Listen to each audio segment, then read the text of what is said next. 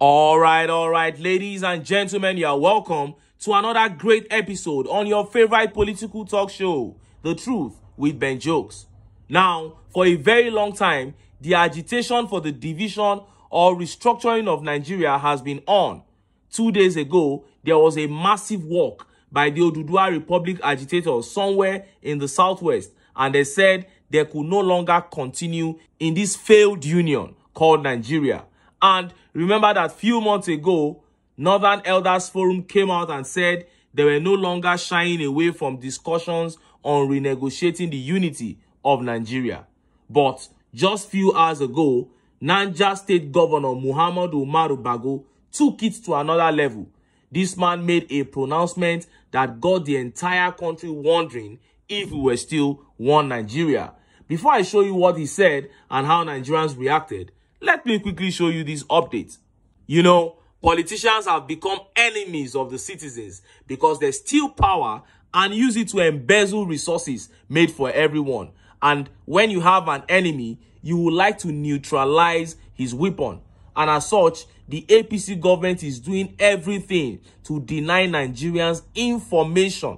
They started by bribing and threatening media houses to only report news that favor them, just to cut off the truth about their corruption from the general public. Now, Chief of Staff Femi GBAJABIAMILA, the same GBAJABIAMILA whose office alone was allotted 20.1 billion in the 2024 budget, the same GBAJABIAMILA who stood as shorty for Minister of Humanitarian Affairs, who is in a 585 million naira scandal now.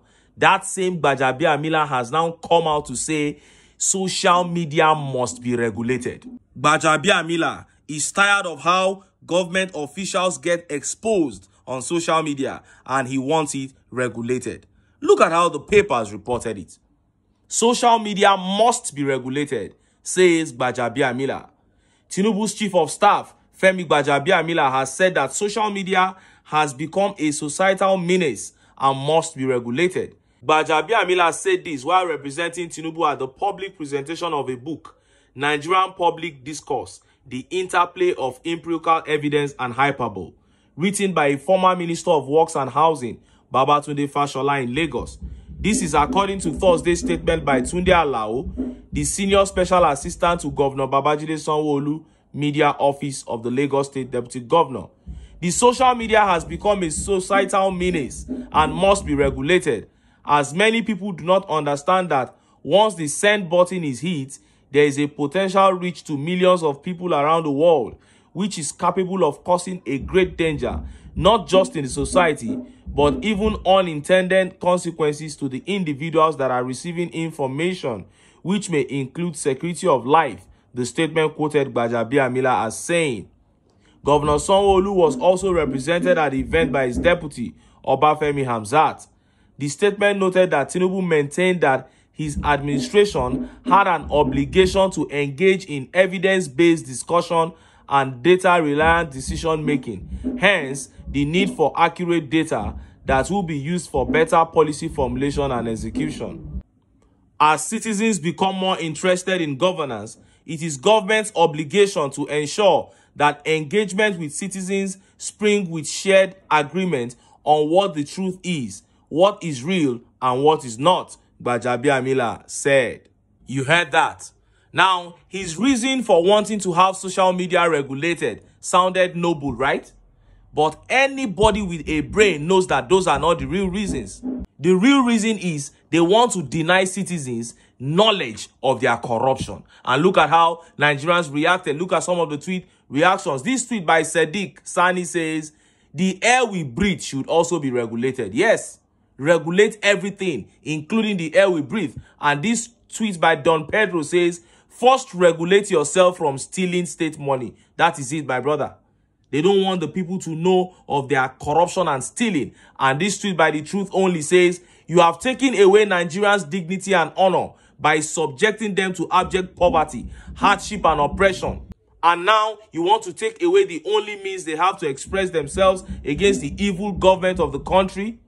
If they come out to protest against bad and terrible governance, the government will send soldiers to kill them. This is modern day slavery in Nigeria. Yes, They want the people to shut up totally. Wow. And this tweet here says, these guys want to regulate social media because it is a place that is not meant for just the political elite in Nigeria. News media gagged. Social media is the next target, so he can do his normal looting without anyone talking about it. The cry of the suffering Nigerians will be regulated before social media is regulated. And this tweet by Citizen for Ethical Governance says, because social media exposes you people, that is why you are hammering on social media regulation. I'm telling you. Now, let us go to Niger State to see that pronouncement, that heavy pronouncement made by the Niger State Governor, Muhammadu Umaru Bago.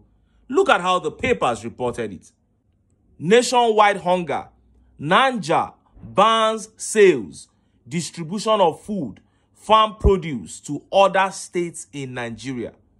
Governor Muhammad Umar Bago has temporarily banned the sale and distribution of food items and other farm produce in Niger to other states in Nigeria.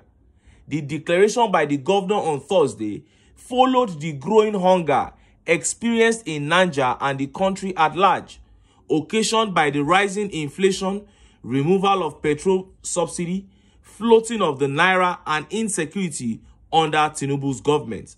Mr. Bago said, trucks who come to pack or buy foodstuffs from our villagers in bulk should be halted for now. We have stopped mass purchases from our local markets in all our local governments from now henceforth until further notice.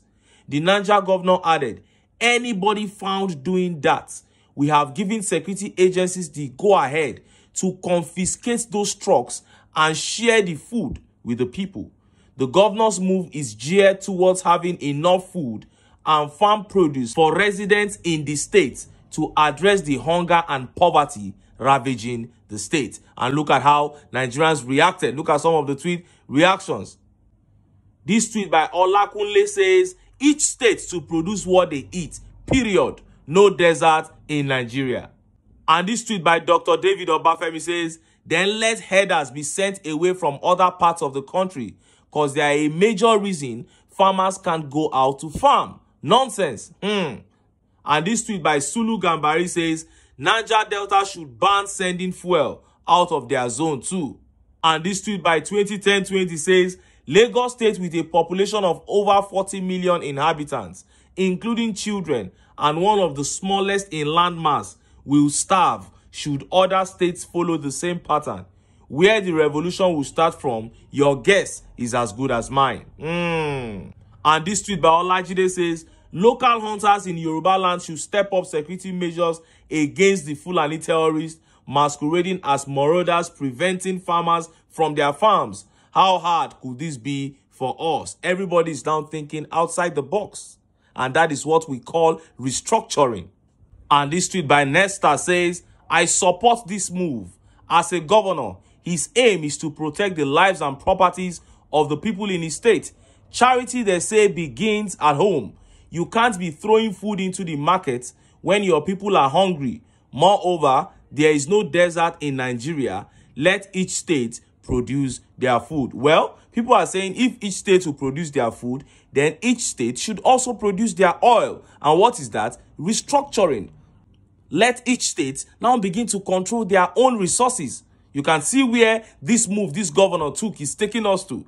And this tweet here says, since the price of fuel has increased beyond the reach of average Nigerians, the state of Niger Delta region will stop sending petroleum products to other states so that fuel will be cheaper in the region. This madness is a correct one. This is what people see this as. They see it as a move towards each state controlling their own resources.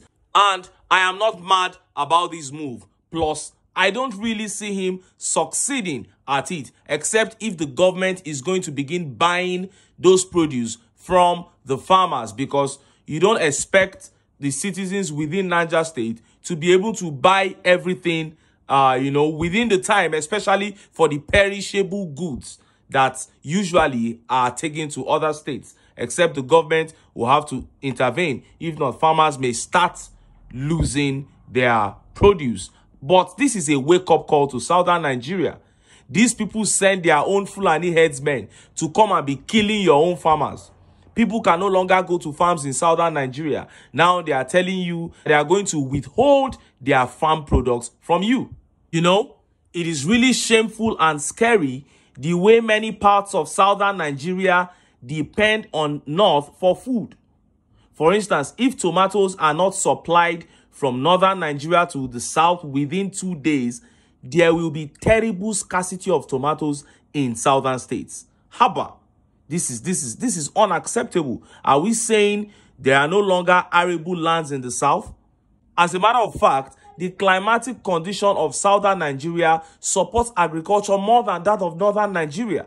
So what is going on? And if it is insecurity that is the problem, then why can't the southern leaders stand up, put their foot down, and be honest with themselves about these Fulanis that are just killing farmers in their farms? Anyway, that was the move by the Niger State governor. And you will begin to ask yourself, if these ones control crude oil, what do you think they would do?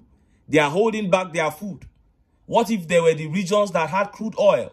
The crude oil that the whole Nigeria is using today, if it belongs to the north, this country for don't divide tete. We know these people. But southern leaders will not go ever get sense. You allow these guys to use ethnicity and religion to cause problem between southern ethnic groups. And then the Yorubas will now go and team up with the Fulanis to begin to dominate other ethnic groups in Nigeria. What a shame. And that is why I will never have an argument with anybody that says Nigeria is a failed state. If Nigerians believe otherwise, then they need to put themselves together and get the country working again. If you see the official rate of dollar now, oh my God, I don't know what that thing is going to become at the Bureau de Change in few days to come. It is just so crazy. And the impact that it is going to have on the prices of goods and services, I don't think Nigerians are ready for it. Anyway, make I leave am here. Make I still enter town. Make I go get some ogbonge political news where we not go like. Why? Because of now I dey here. So don't go away.